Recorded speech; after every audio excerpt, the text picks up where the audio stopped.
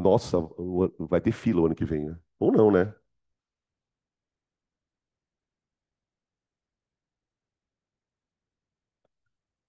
Escuta, deixa eu te falar, você não quer fazer um freela, não, pra mim? De vídeo? Hã? Isso é estudativo, é. Novas tecnologias pedagógicas.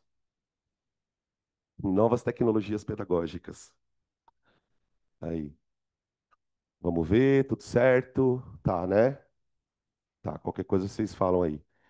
Bom, gente, então a gente vai terminar a parte de ligações químicas fazendo um breve resumo, até porque não tem como a gente explorar muito esse assunto.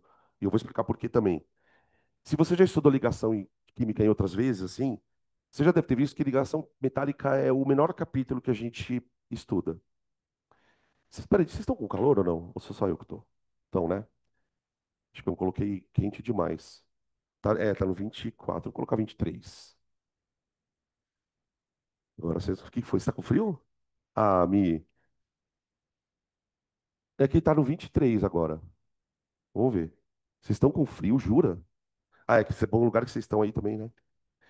Bom, por que que a gente dificilmente estuda ligação metálica? Porque para entender ligação metálica, a gente não consegue usar o modelo do octeto, a gente não consegue usar o modelo de emparelhamento de elétron.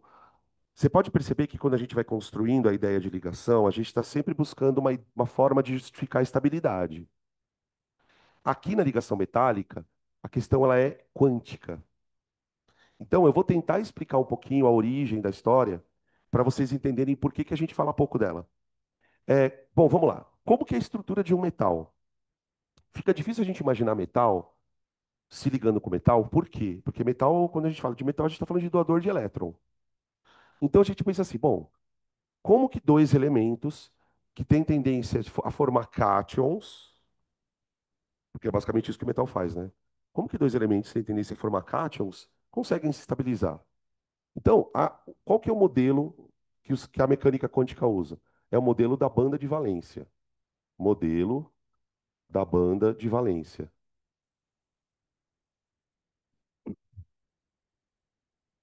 Deixa eu explicar mais ou menos isso. É, Imagina um átomo de metal qualquer, tá? Pode ser ferro, cobre, os metais ali de transição. Vocês lembram que na eletrosfera os metais eles são divididos em níveis de energia, certo? De tal maneira que existe lá o subnível de maior energia. Então, por exemplo, imagina um átomo que tenha a energia dos seus elétrons distribuídas assim, ó.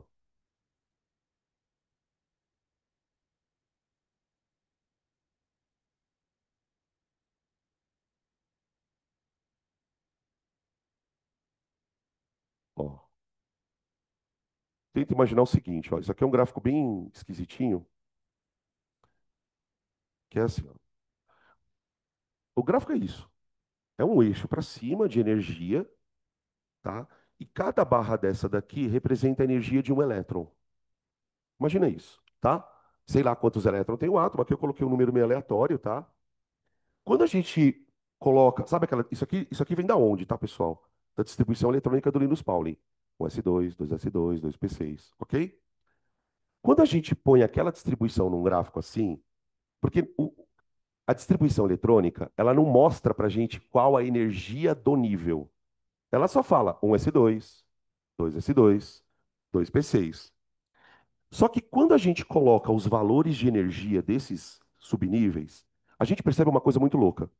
Conforme esses subníveis vão se afastando do núcleo, a energia deles vai ficando muito próxima. Você percebe que nos primeiros níveis ali próximos do núcleo, a diferença de energia é bem grande, ó, tá vendo? Ó? Conforme você vai se afastando, vai chegando próximo da camada de valência do átomo, essas bandas aqui, essas barras de energia, elas vão ficando cada vez mais próximas. E por que que isso é interessante da gente entender? Por quê? Lembra do conceito de transição eletrônica do Bohr? Transições eletrônicas são possíveis desde que o átomo receba quântons de energia. Gente, para um elétron transitar de um nível 1 para um nível 2, por exemplo, ele vai precisar de um quantum X. Agora, você concorda que para ele transitar de níveis aqui, ó, o quantum é bem menor de energia? Isso aumenta a possibilidade desses elétrons sofrerem transições espontâneas com a luz, quando você aplica um campo elétrico. Vocês estão entendendo onde eu quero chegar? Ou não? Imaginem vários átomos de metal ligados entre si. Seja lá como for essa ligação, tá? Vamos depois a gente discute a ligação. Quando você começa a colocar vários átomos juntos numa estrutura muito pequena, esses elétrons começam a ficar muito perto um do outro. De tal maneira que esses níveis energéticos começam a formar quase que uma coisa contínua. Quase que uma coisa contínua. Então imaginem que isso aqui são todos os níveis mais energéticos de todos os átomos dentro de uma estrutura de um metal. Imagina um pedaço de metalzinho aqui. Todos os átomos juntos aqui nessa estrutura têm as suas energias dos elétrons tão grande que você cria aqui quase que uma faixa de energia onde os elétrons ficam literalmente fazendo isso, ó. Ficam ali, solto. Quando a gente fala que metal gosta de perder elétron, é justamente desses aqui, ó. Isso aqui é chamado de banda de valência,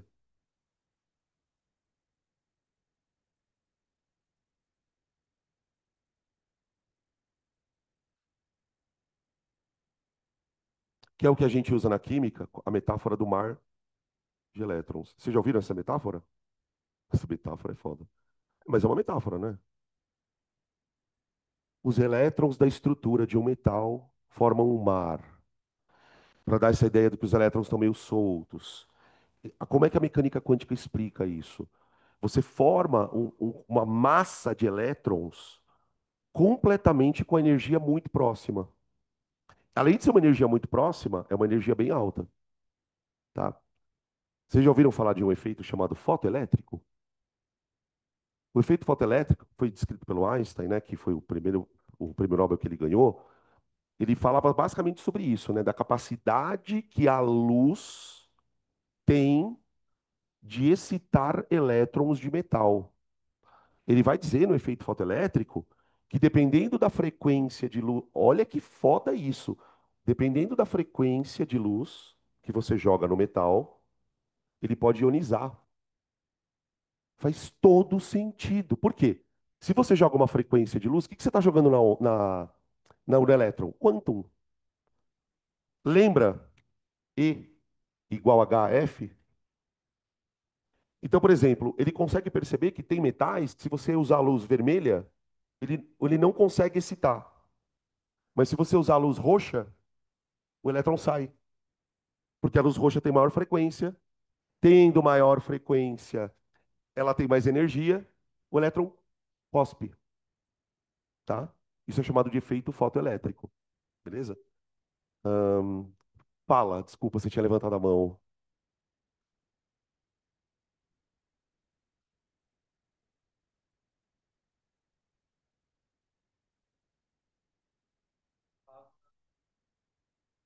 É isso. Não sei. Eu não sei te dizer.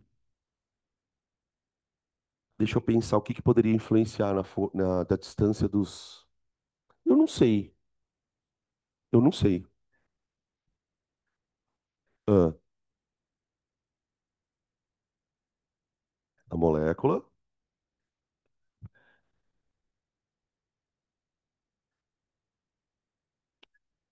Então, vamos lá. Se o exercício te traz isso como um dado, conselho, aceita. Porque para mim faz sentido, o que faz sentido para mim era, se a ligação é mais estável, significa que a energia é mais baixa. Agora, daí a dizer que o átomo está mais próximo ou mais distante, para mim tem uma outra questão. Tem a ver com quantos orbitais ele está usando na ligação. Vocês lembram que a gente fez um exercício na semana passada, eu acho, que ele perguntava assim: qual comprimento de ligação é menor? Ele pedia para a gente desenhar essas duas moléculas aqui, ó. Ó. Ele pedia para desenhar essas duas moléculas e perguntava qual delas a distância menor. E a gente tinha discutido na aula que era essa. Mas por quê? Pelo número de orbitais. Agora, daí eu precisaria ver qual que é o que o exercício está te dizendo. Porque se o exercício está colocando aquilo como um dado, meu, aí é diferente se ele pergunta se é verdadeiro ou falso. Se ele perguntar para mim se é verdadeiro ou falso, eu vou dizer que é falso também, tá? Porque para mim faz sentido o que você pensou também, tá? Bom, gente, essa banda de valência é a banda onde os elétrons, é a banda onde os elétrons mais externos ficam, tá? Só que, espere, não é só isso. Esses elétrons, por exemplo, mais externos, ajudam a explicar pra gente por que que metal brilha. Isso é uma coisa curiosa. Metal brilha, ele tem um brilho característico. Esse brilho característico é a interação da luz com os elétrons. Então, por exemplo, a luz bate nos elétrons. Há uma excitação ali dentro, bem pequenininha, suficiente simplesmente para você perceber a luz refletindo. É uma interação elétrica entre luz e essa banda de valência, tá? Aqui embaixo tem uma outra camada de elétrons com energia parecida também, tá? Essa aqui é a famosa banda de condução. Banda de condução. Essa banda de condução aqui, pessoal, são elétrons que têm uma energia um pouco mais baixa, mas que também têm energia muito próxima. Essa energia, ela é pequena, mas facilmente você consegue aumentar ela. Por que que essa banda se chama banda de condução? Porque é ela que é ativada quando esse cara está funcionando como condutor metálico. Quando a gente fala de ligação metálica, a gente fala de condutor. Ou seja, a propriedade mais significativa dos metais, pelo menos para a gente, é o fato deles conduzirem eletricidade. Para eles conduzirem eletricidade, eles precisam ser excitados. Quando você liga um fio numa tomada, você está excitando o fio, você está dando um campo elétrico para o fio. Esse campo elétrico levanta a energia dos elétrons, Bloom, aqui para cima, ó. Esses elétrons agora começam a circular dentro da estrutura metálica.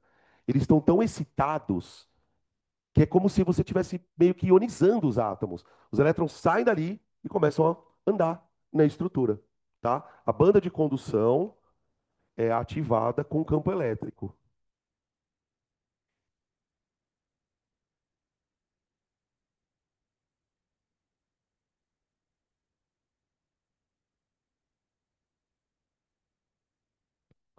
Cara, esse assunto, ele é muito legal quando a gente estuda ele, um pouquinho mais diferente dessa coisa do mar de elétron. Por quê? Aí você começa a entender o que que é um semicondutor. Eles conseguem montar materiais, pessoal. O estudo disso aqui revolucionou a parte de informática e o caramba. Por quê?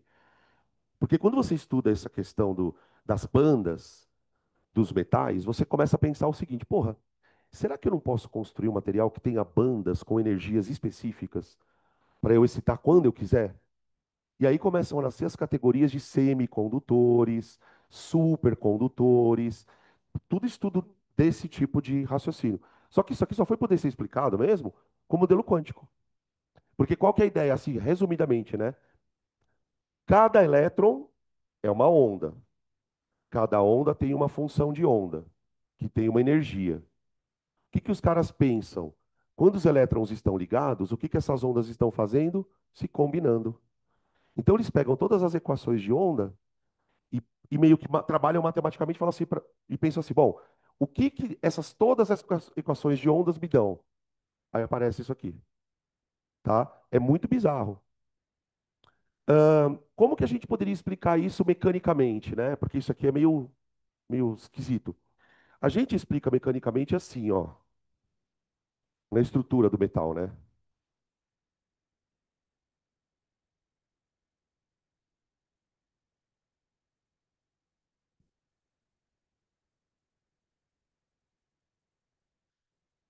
Então imagina o seguinte, ó, cada maisinho desse que eu estou colocando no quadro representa o núcleo de um átomo, tá bom? Vamos tentar entender mecanicamente isso, né? Tentar procurar uma analogia mecânica para poder explicar a ligação. O que que mantém essa coisa coesa, né?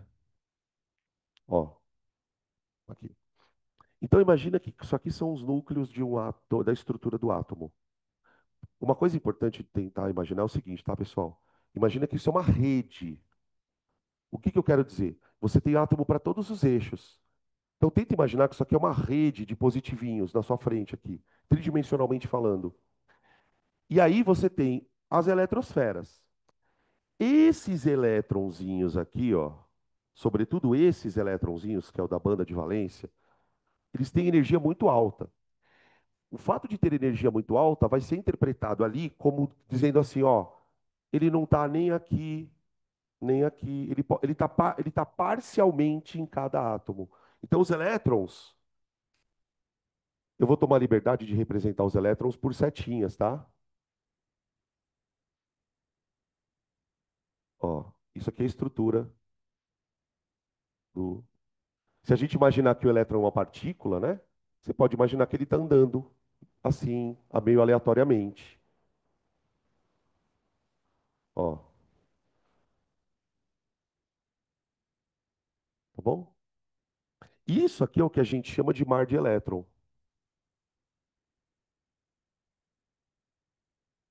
tá?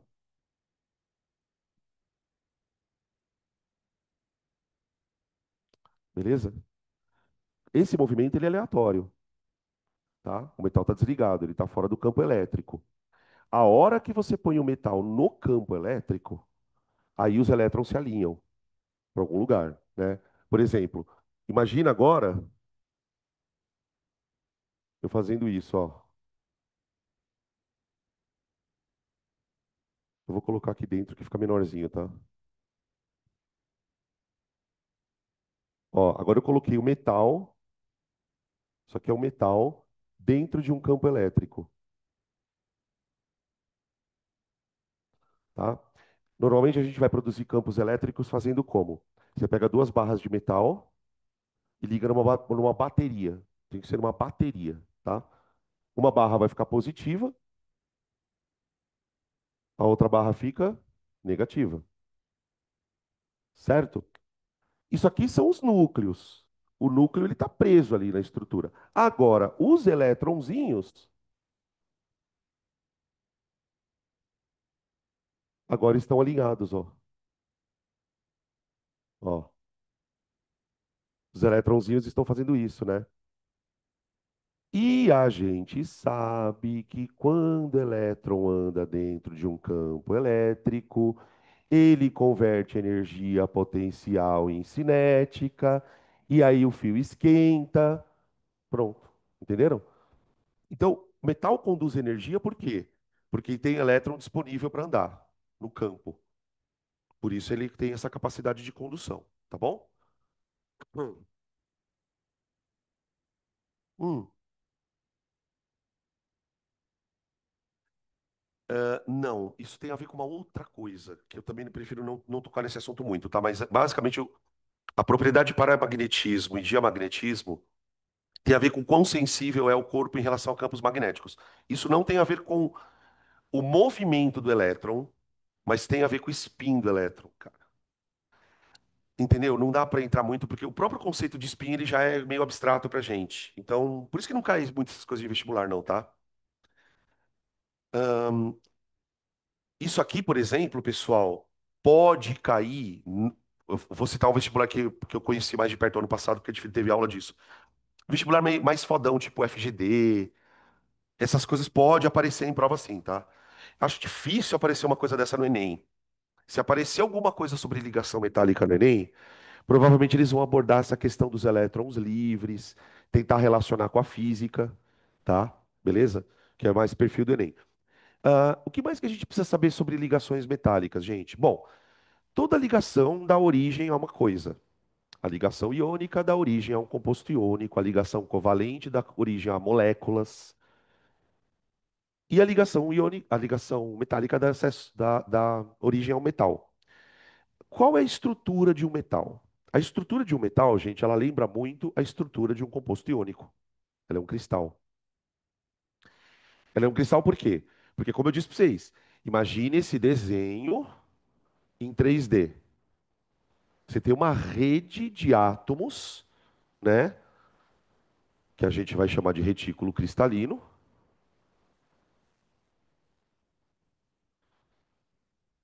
tá? É uma rede de átomos. E aí você tem, desculpa, aí você tem várias formas de ter esse retículo, tá? A gente não precisa saber os tipos de cristal. E aí isso aqui é tudo característica meio microscópica. Quando eu vou para o macro, né, para as características macroscópicas, vamos colocar aqui algumas. Características macro.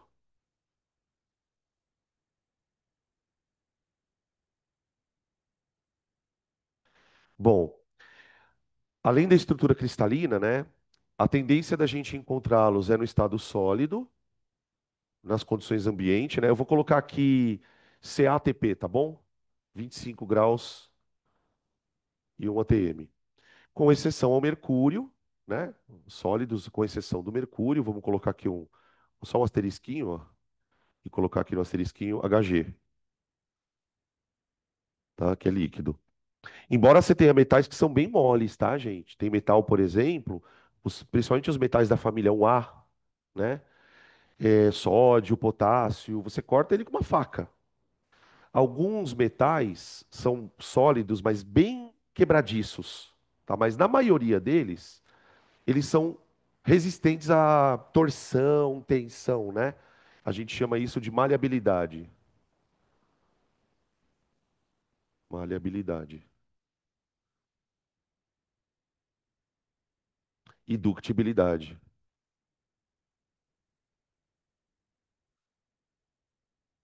Por exemplo, o aço que é produzido nas siderúrgicas, eh, eu nunca tinha me perguntado sobre isso até quando eu fui conhecer uma, mas como que os caras vendem o aço para as empresas? Por exemplo, uma empresa precisa de comprar aço para fazer alguma coisa. A indústria siderúrgica ela não vai vender a peça, ela vai vender o aço bruto, para depois alguém fazer a peça, concorda?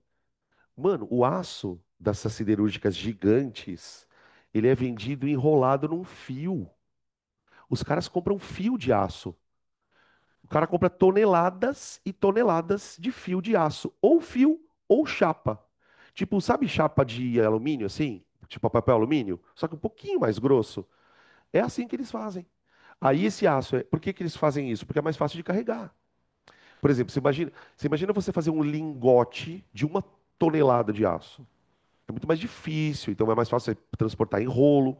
Aí esse aço chega no lugar lá, tipo, ele é derretido e aí uma outra indústria vai fazer as peças. É muito surreal isso.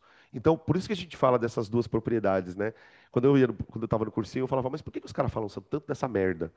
Porque é assim que a indústria vende o aço. É assim que a indústria vende o alumínio. Em lâmina e em fio. Mesmo que não seja para fazer fio, tá? Beleza. Que mais? Condutor elétrico e térmico. Condutores elétricos e térmicos, né?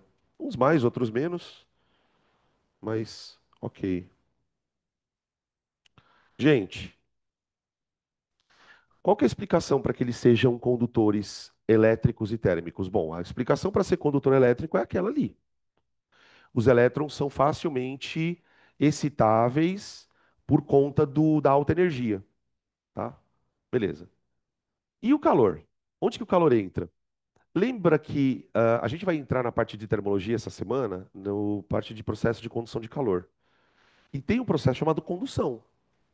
Como que a condução acontece? Quando você põe, por exemplo, um corpo no calor aqui, o calor vai se propagando por agitação de partículas. Como nos metais os elétrons já têm uma alta energia, eles têm capacidade de se movimentar. Então, a capacidade dos elétrons se movimentar faz não só com que eles sejam condutores elétricos, por causa do campo, mas o calor também eles conseguem propagar bem, tá? Quanto mais presas estão as partículas, por exemplo, por que que o isopor não conduz tão bem calor? Porque as partículas do isopor, o polímero, faz com que os átomos, a estrutura dos átomos praticamente não se mexa. Eles estão muito presos, então a molécula não pode vibrar. Se ela não pode vibrar, ela não consegue transmitir o quê? Calor. Nos metais, o que que vibra muito ali dentro? Os elétrons. Então isso faz com que eles sejam bons condutores também, né? O alumínio é um dos melhores, né? O ouro tá... Eu acho que o melhor, se não me engano, é a prata, que melhor conduz calor. Não tenho certeza disso, tá? Beleza? Acabou, gente. Oi. Eu posso falar um pouco sobre isso. Eu adoro falar sobre isso. Uhum. Vamos falar um pouco sobre. É que aí a gente já vai entrar um pouquinho mais na química dos metais, tá? Que é importante. Vamos falar um pouco da química deles. Vai ser bom falar sobre isso também, por quê? Porque aí a gente já vai falando sobre tópicos de reações químicas, oxidação, né? Bom, quando a gente fala em metal, a gente fala em doador de elétron. Então, assim, já está meio que autoexplicado o porquê, né?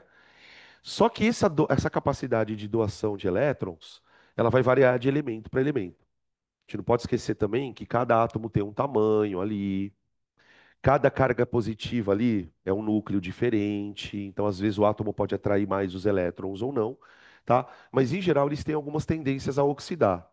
E uma dessas formas da gente analisar isso, tendência à oxidação. Uma maneira da gente exemplificar isso é reagindo a alguns, pegando alguns deles e reagindo com alguma coisa. Por exemplo, o que que se faz muito para explicar a oxidação de metal? Reagir com água. A reação com água, ela é uma boa reação, por quê? Porque tem alguns metais que reagem muito rapidamente, tem metais que reagem bem pouquinho e tem metal que não reage, né? Então, por exemplo, se a gente pensar na família 1A e 2A, a gente está falando dos alcalinos e alcalinos terrosos, né? Então, vale a pena a gente falar sobre eles, porque no caso dos alcalinos e alcalinos terrosos, gente, essa banda aqui, ó, mano, ela é muito alta. Tá com muita energia. Os elétrons estão, mano, purgando para sair. Só para você ter uma noção, gente, o sódio, que é um metal da família 1A, né? No seu estado metálico, ele não pode ser guardado no ar. Ele é armazenado dentro de benzeno. Não pode ter nenhuma coisa que sonha em reagir com ele. O benzeno é um líquido que não reage com merda nenhuma. Tipo, ele é super estável, assim, o benzeno, né? Então eles põem um negócio dentro do benzeno. E é muito interessante você ver a foto, porque assim, quando ele tá lá dentro do benzeno, ele tá brilhando.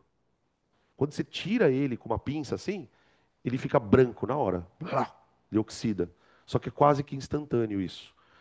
Quando você põe ele na água, essa reação aqui é bem famosa. Aliás, é por isso que a família 1A é chamada de metal alcalino e alcalino terroso, tá?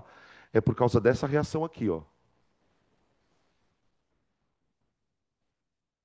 Todos os metais da família 1A,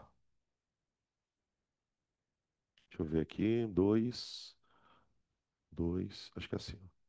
Ó, todos da família 1A fazem isso, tá? Isso aqui é uma tendência de oxidação. Essa reação aqui, ela é rápida, rápida. Tá? O fato dela ser rápida nos dá uma ideia de que a espontaneidade dela é muito alta. Ela libera muita energia, tá? É uma baita reação super fácil de fazer. Quando eu vou fazer com o magnésio, por exemplo, né, no caso, inclusive no caso dessa reação, né, ela chega a ser explosiva, por causa da velocidade com que o hidrogênio é liberado. A reação, ela, além disso, libera calor, o hidrogênio reage com o oxigênio e explode. No caso do magnésio, por exemplo, quando eu faço a reação,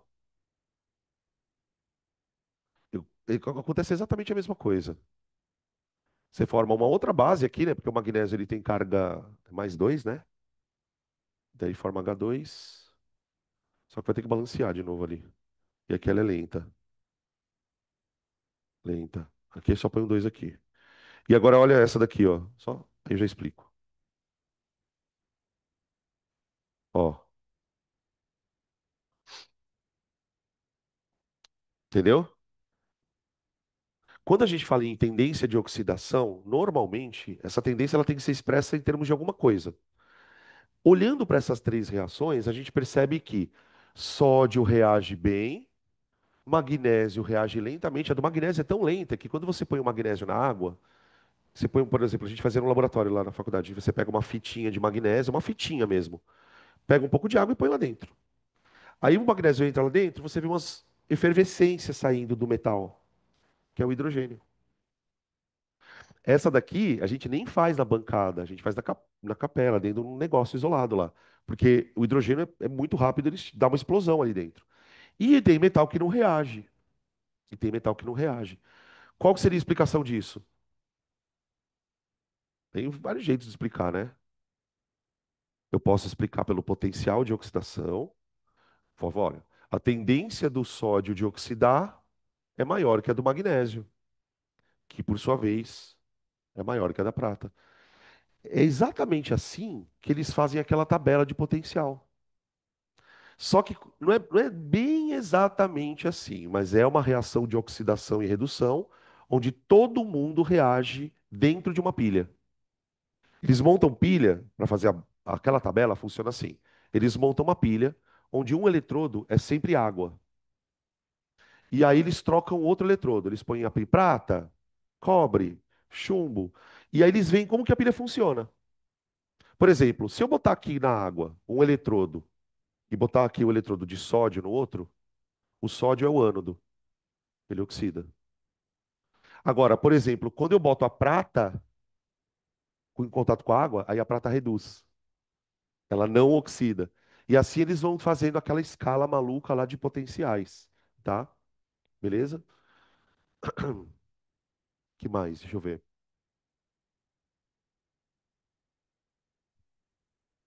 Ah, sabe uma coisa que eu também queria falar bem rapidinho? Para a gente aproveitar o momento que a gente fala sobre pouco sobre isso. Ligas, rapidinho. Ligas metálicas, as importantes. Gente, só uma coisinha sobre liga. Talvez você já tenha ouvido isso, mas não custa reforçar. Ligas metálicas não são produzidas por reações. Não é uma reação, é uma mistura. Simplesmente. Eu pego lá um metal, pego um outro metal, ou pego dois ou três metais, derreto e misturo, tá? As famosas são o aço, que tem ferro e carbono. Pode ter um pouco de outros metais, dependendo do que o aço é feito, para que ele é feito, né? Tipo, o aço vai ser feito para fazer uma estrutura que precisa ser mais elástica, o aço precisa, dependendo da característica, tá? Eu tenho o latão, que é zinco e cobre. Eu tenho o bronze, que é cobre e estanho, tá? Beleza? Eu não vou nem falar das amálgamas, viu, gente? Porque hoje em dia nem usa mais amálgama, né? Ou usa ainda? Usa? Acho que não, né? É mais aquela massinha, né? Nossa, cara, eu vivi pra dar aula e não falar de amálgama. É verdade. Eu falava de amálgama. Bom, vai ter várias coisas que a gente não vai falar, né, depois.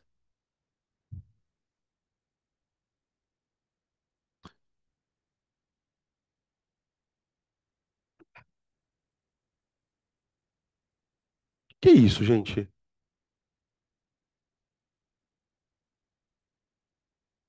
Ele tá chamando. Que é um negócio de alarme? Escola? Imagina, escola tem sirene, velho. Os caras são presídio, mano. Misericórdia. Ai, meu Deus, o Notre é aquela.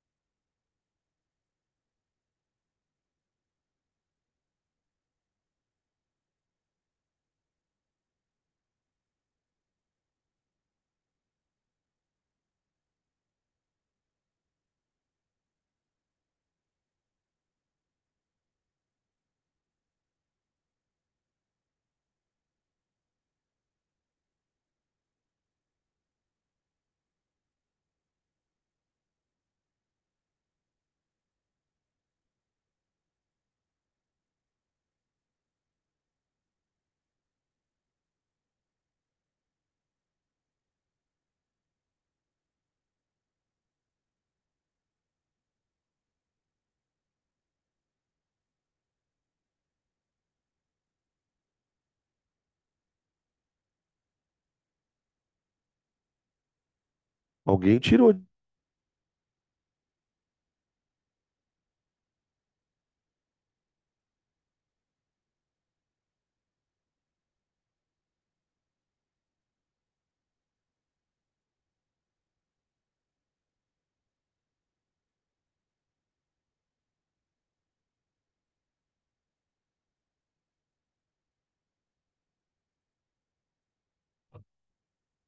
Alô? Voltou. Agora pronto. Peraí que agora ele parou aqui comigo. Oiê! Peraí, gente. Oh, meu Deus do céu. Meu Deus do céu. Gente, vamos começar então a parte de interações moleculares? Let's?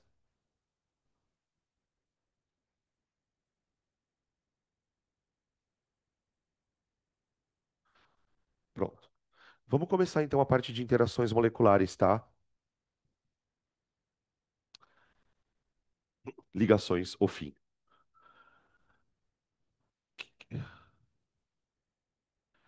São misturas homogêneas. São misturas homogêneas.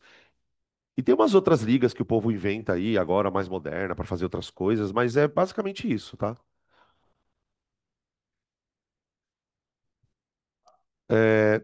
Usa prata, pode usar um pouquinho de cobre, dependendo, por exemplo, se for ouro verde, né? Porque tem ouro verde, ouro vermelho, eles usam um pouquinho também de cobalto, de níquel, tá?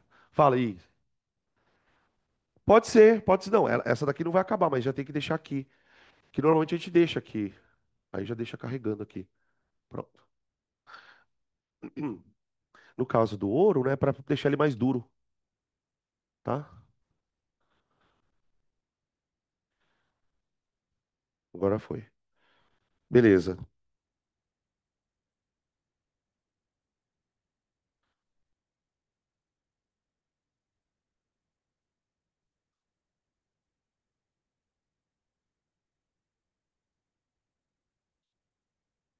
Deixa eu só cortar o vídeo ali, senão para subir ele fica impossível.